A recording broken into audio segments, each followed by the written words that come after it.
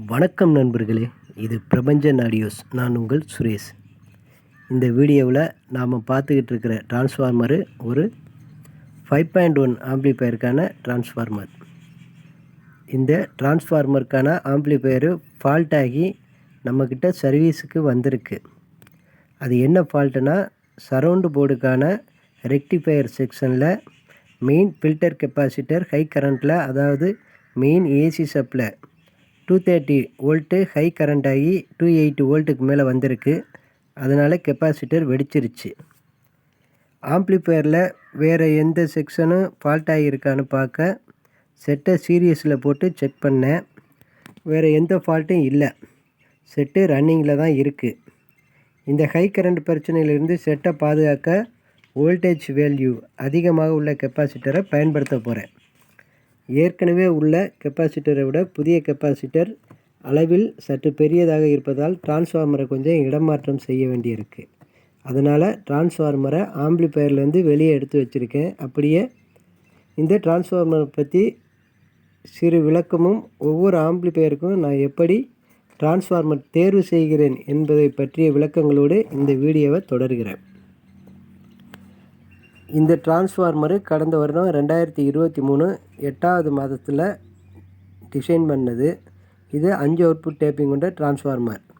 இது type 3 core, 3.25 inch height, 4 inch டெப்த்தில் 450 watts output கிடைக்கிற மாதிரி இந்த டிரான்ஸ்ஃபார்மரை டிசைன் பண்ணியிருக்கேன்.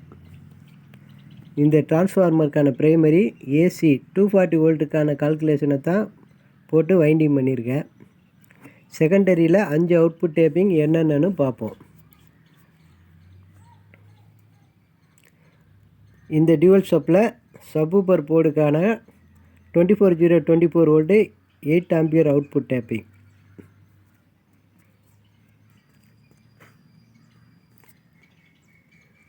இந்த சிங்கிள் சப்பில் STK 4392 5 சேனல் போர்டுக்கான 0/24 வோல்ட்டு 8 ஆம்பியர் அவுட்புட் டேப்பிங்.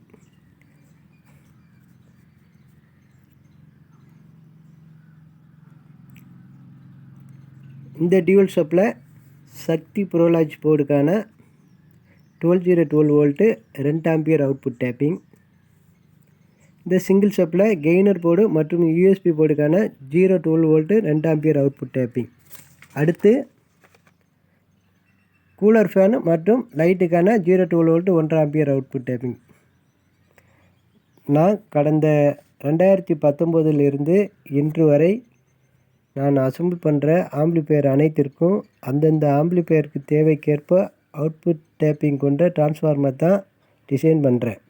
உதாரணம், ஒரு ஸ்டீரியோ ஆம்ப்ளிஃபையர் அசம்பிள் ஆர்டர்னால் அதற்கு 3 அவுட்புட் டேப்பிங் கொண்ட டிரான்ஸ்ஃபார்மரும், ஒரு 2.1 ஆம்ப்ளிஃபையர் அசம்பிள் ஆர்டர்னால் அதற்கு 4 அவுட்புட் டேப்பிங் கொண்ட டிரான்ஸ்ஃபார்மரும், ஒரு 5.1 ஆம்ப்ளிஃபையர் அசம்பிள் ஆர்டர்னால் அதற்கு 5 அவுட்புட் டேப்பிங் அல்லது 6 அவுட்புட் டேப்பிங், தேவைப்பட்டால் 7 அவுட்புட் டேப்பிங் கொண்ட டிரான்ஸ்ஃபார்மர் கூட டிசைன் பண்ணி போட்டிருக்கேன்.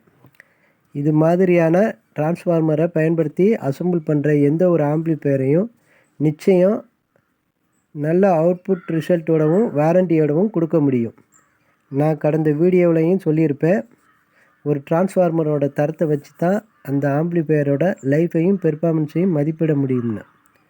ஒரு 5.1 ஆம்ப்ளிஃபையருக்கு 2 அவுட்புட் டேப்பிங் அல்லது 3 அவுட்புட் டேப்பிங் கொண்ட டிரான்ஸ்ஃபார்மரை வச்சு எவ்வாறு நம்ம அசம்பிள் பண்ண முடியும், அதோட லைஃபும் பெர்ஃபார்மன்ஸும் எப்படி இருக்கும் என்பதை பற்றி விளக்கமும், அதிக அவுட்புட் டேப்பிங் கொண்ட டிரான்ஸ்ஃபார்மரை வச்சு ஒரு ஆம்ப்ளிஃபையரை எவ்வாறு அசம்பிள் பண்ண முடியும், அதோட லைஃபும் பெர்ஃபார்மன்ஸும் எப்படி இருக்கும் என்பதை பற்றி விளக்கத்தை அடுத்த வீடியோவில் கொடுக்குறேன். இந்த வீடியோ பிடிச்சிருந்தால் லைக் பண்ணுங்கள், ஷேர் பண்ணுங்கள், சப்ஸ்கிரைப் பண்ணுங்கள். நன்றி.